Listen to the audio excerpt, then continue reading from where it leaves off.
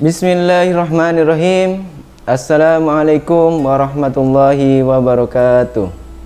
Innal hamdalillah nahmaduhu wa nasta'inu wa naghfiruh wa na'udzu billahi min syururi anfusina wa min sayyiati a'malina may yahdihillahu fala mudhillalah wa may yudhlilhu fala hadiyalah. Asyhadu an la ilaha illallah wa asyhadu anna Muhammadan abduhu wa rasuluh.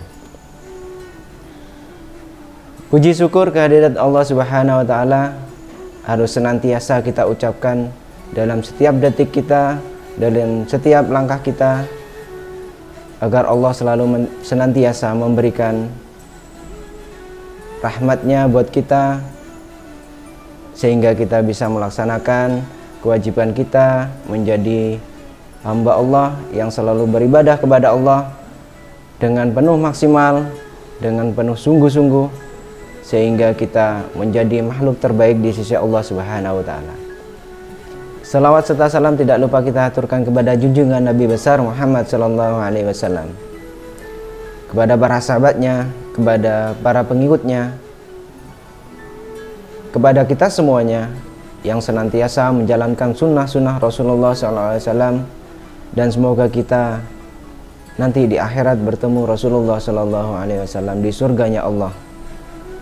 Anak-anakku, ustaz-ustazah yang dirahmati Allah Subhanahu wa taala,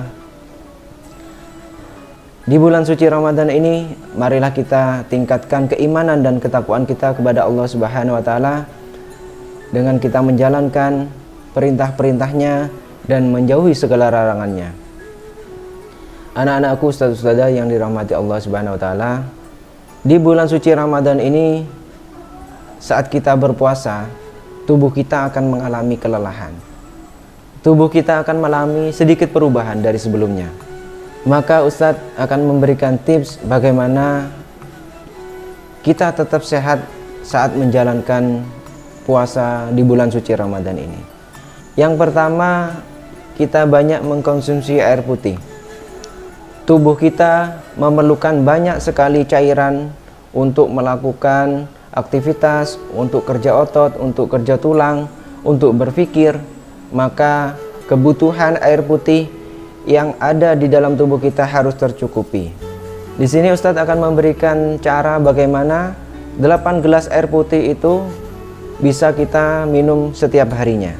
Yang pertama, 2 gelas di saat berbuka puasa. 2 gelas di saat berbuka puasa ini sangatlah penting,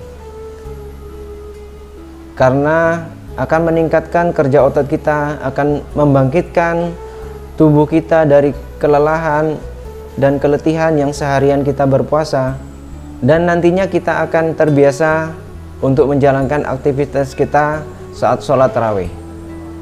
Yang kedua, 2 gelas setelah sholat tarawih. Dengan kita mengkonsumsi 2 gelas setelah sholat tarawih, maka tubuh kita akan menjadi normal kembali setelah kita beraktivitas dan akan mengembalikan cairan tubuh yang ada di dalam tubuh kita. Yang selanjutnya, yang ketiga, yaitu 2 gelas sebelum tidur. Saat kita tidur, tubuh kita juga memerlukan cairan agar istirahat kita menjadi cukup, menjadi nyaman, dan tidak mengalami keletihan. Yang keempat, 2 gelas saat sahur.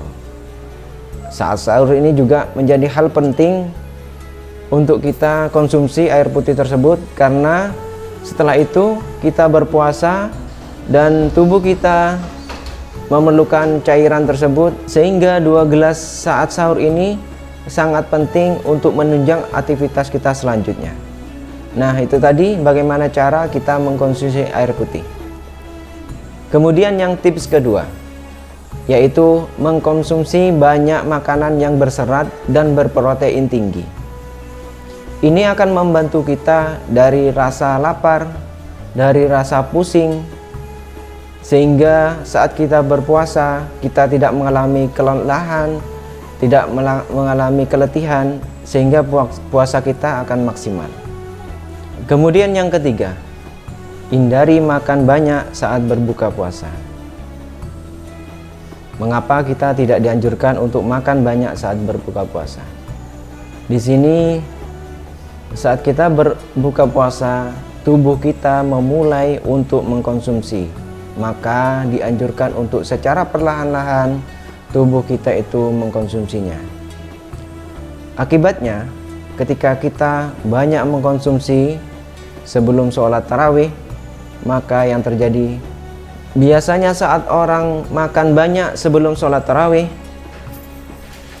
hal-hal yang akan terjadi, perut akan kembung, terasa mual, terus lelah, dan saat sholat tarawih kita akan mengantuk karena tubuh kita mulai untuk memproduksi makanan yang kita konsumsi. Maka sebelum sholat tarawih atau saat berbuka puasa, kita tidak dianjurkan untuk makan makanan yang terlalu banyak. Kita dianjurkan makan makanan yang ringan seperti kurma, susu, roti. Nah, setelah sholat tarawih kita bisa melanjutkan makan nasi dan lainnya. Tips yang keempat adalah berolahraga. Di bulan suci Ramadan ini, mengapa kita masih dianjurkan untuk berolahraga? Karena agar tubuh kita bisa sehat, bisa kuat. Bukan hanya iman kita yang kuat, tetapi fisik kita, tubuh kita juga harus kuat, sehingga kita bisa melakukan semua aktivitas dengan baik, dengan maksimal, dan dengan sungguh-sungguh. Maka olahraga sangat diperlukan saat kita berpuasa. Di sini Ustadz akan memberikan cara atau waktu yang terbaik untuk melakukan olahraga tersebut. Yang pertama, di pagi hari. Di pagi hari kita bisa melakukan jalan santai atau jalan sehat yang ringan dan tidak memerlukan banyak tenaga. Di pagi hari udaranya juga masih baik, sehingga di pagi hari kita bisa melakukan aktivitas jalan santai dengan baik. Kemudian waktu yang terbaik kedua adalah di sore hari. Mengapa di sore hari ini menjadi waktu terbaik juga untuk melakukan olahraga? Karena di sore hari kita mendekati waktu berbuka puasa, sehingga ketika tubuh kita memerlukan cairan, maka tidak jauh dari saat berbuka puasa, sehingga cairan tersebut langsung dipenuhi oleh tubuh kita dan kita tidak mengalami dehidrasi atau keletihan. Dari keempat tips yang Ustadz sampaikan, kita harus melakukan dengan rutin, dengan istiqomah, agar tubuh kita bisa menjalankan ibadah di bulan suci Ramadan ini dengan maksimal.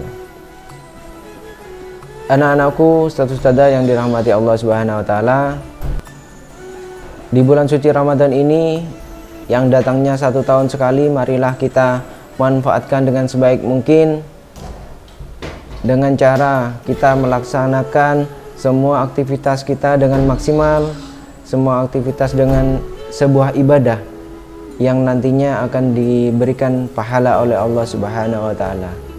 Semoga di bulan suci Ramadan ini adalah ladang kita untuk mencari pahala dan memperbanyak ibadah kepada Allah Subhanahu wa taala. Semoga Allah Subhanahu wa taala memberikan fisik kita kuat sehingga keimanan kita kuat juga kepada Allah Subhanahu wa taala. Anak-anakku, ustadz-ustadzah yang dirahmati Allah Subhanahu wa taala, semoga apa yang Ustadz sampaikan bisa bermanfaat untuk kalian semuanya, untuk Ustadz pribadi, dan semoga nanti kalian bisa melaksanakan dengan baik. Akhirul kalam, wabillahi taufiq wal hidayah. Wassalamualaikum warahmatullahi wabarakatuh.